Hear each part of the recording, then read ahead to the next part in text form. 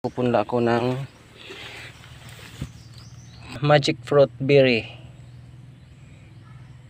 Yan.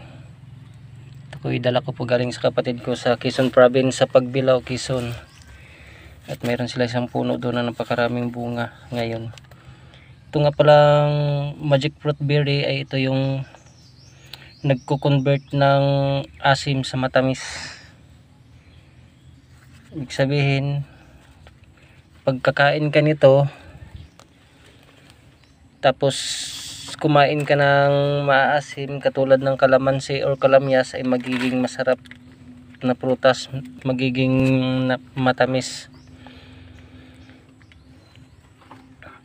Yung mga bata na mahirap pakainin ng maasim katulad ng kalamansi ay pwedeng nito, dahil yung maasim nga ay magiging matamis pagkakain ka nitong magic fruit berry. Sana sa 28 ka puno ay akabuto, sana may lulusot man lang kahit ilang at wala dito yun sa amin. Doon ako sa Luzon ito nakakita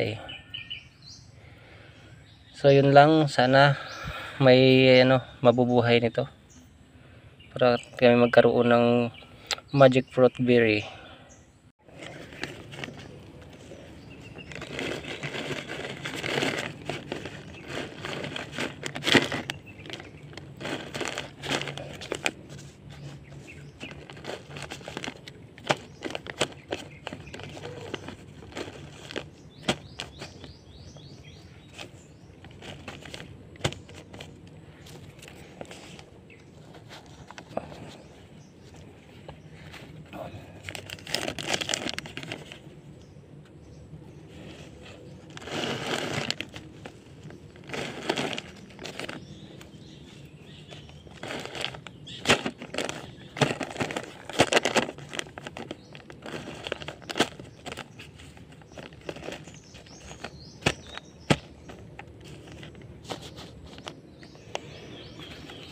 Sana may mabuhay kahit ilang puno lang, yun lang hiling ko.